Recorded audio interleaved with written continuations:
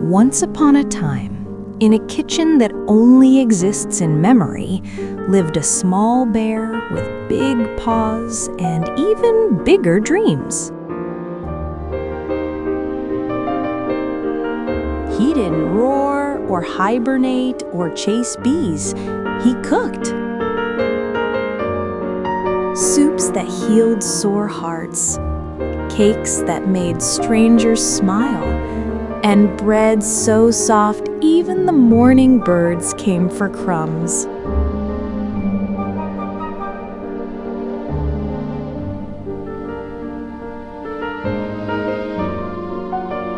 Today, I'm making him in silence, letting my hands shape what stories cannot.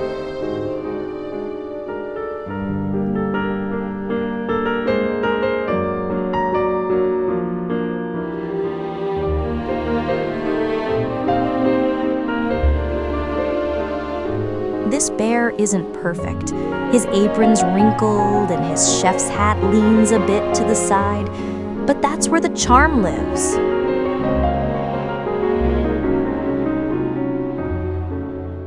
In everything a little crooked, a little soft. Like real kitchens, like real bears.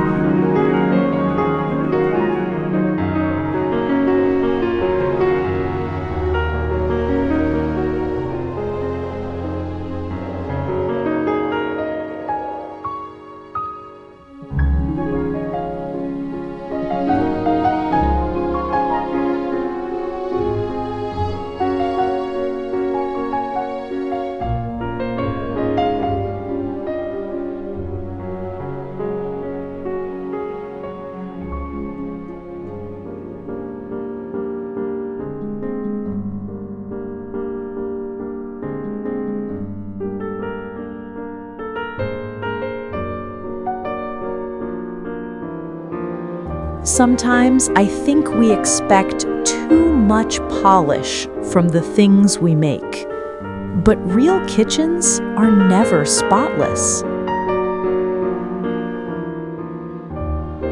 There's flour on the floor, spoons in the sink, a draft coming through the window, and real bears? They don't care for symmetry. They care for warmth.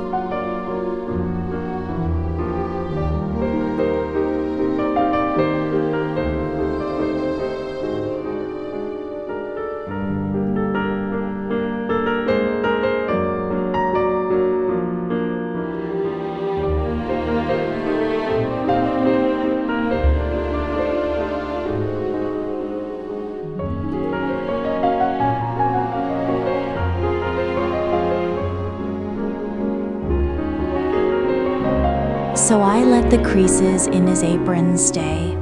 I let the folds form where they want to.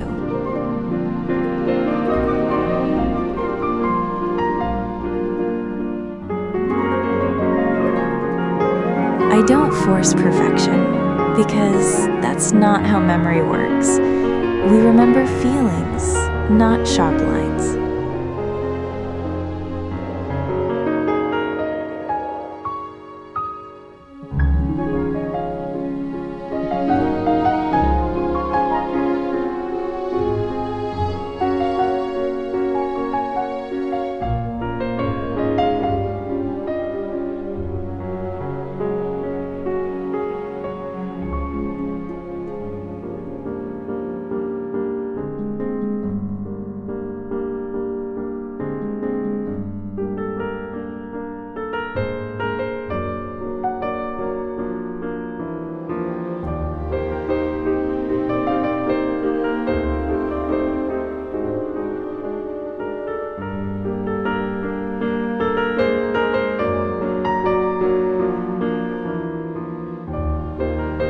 As I glue the layers of cotton, I imagine the things he might bake. Anise cookies shaped like pine trees, tiny sugar pies for mice, hot apple cider stirred with a cinnamon stick twice his size.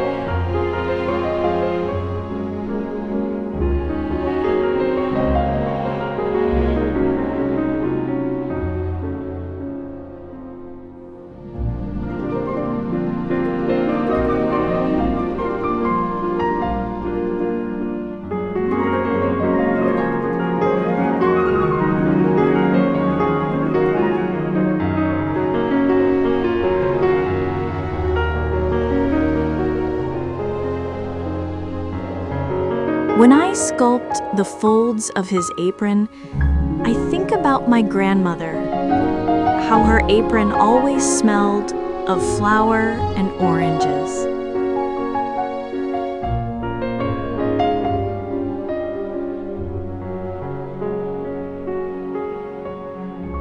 How she believed that cooking was a form of love, not loud, not boastful, but quiet and necessary, like this bear.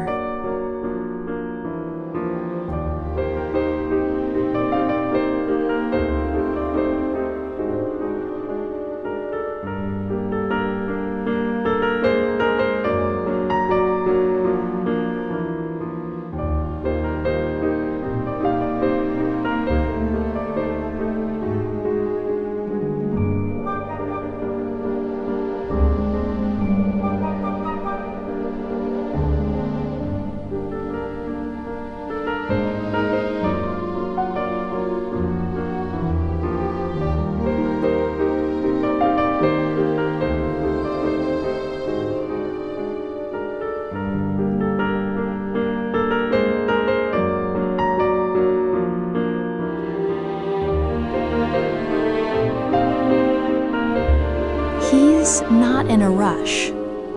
He stands quietly, arms on his hips, like he's been baking all morning and is just now pausing for a breath. You can almost hear him sigh, not from exhaustion, but from contentment, the kind that only comes after kneading dough with your own paws and watching steam curl from the oven door. He doesn't need applause. He isn't here to impress, but he'll look after your kitchen when no one's around, reminding the salt to stay dry and the bread to rise gently. Some creatures just have that kind of presence. Sometimes I wonder if he came from an old forest village, a place that smells like cedar wood and cardamom, where winter mornings begin with cinnamon rolls and stories are stirred into everything like sugar into tea. He won't ask for attention, but you might catch yourself smiling when you pass by, as if he knows something good is about to happen.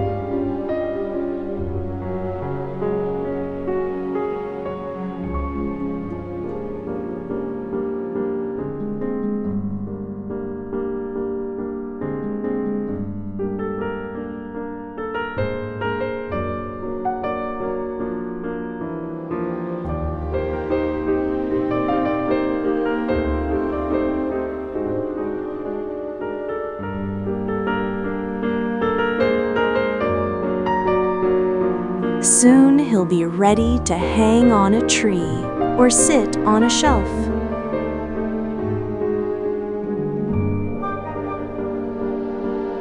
Not just to be admired, but to remind someone that care can be small, that magic can be slow.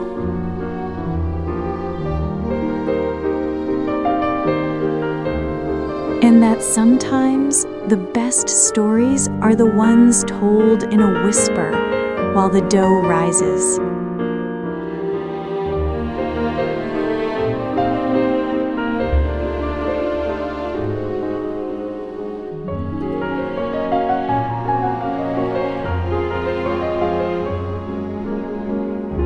He tidies up the kitchen, not because he has to, but because he likes things to be just so. A folded towel here, a whisk set gently back in its place. He hums a tune you can't quite place, something soft, like the memory of snow. Outside, the world keeps rushing, but in his little corner, time thickens like warm honey. There's no hurry, just quiet, small magic that fills the room, waiting to be noticed.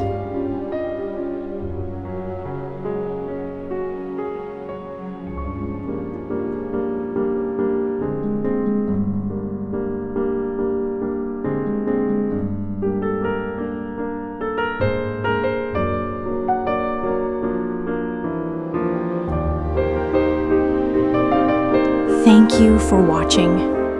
If you felt a little warmth while he came to life, that's all I could hope for. And if you leave a comment or share a kind word, it means more than you know. It helps me keep creating and sharing these quiet little tales from my studio.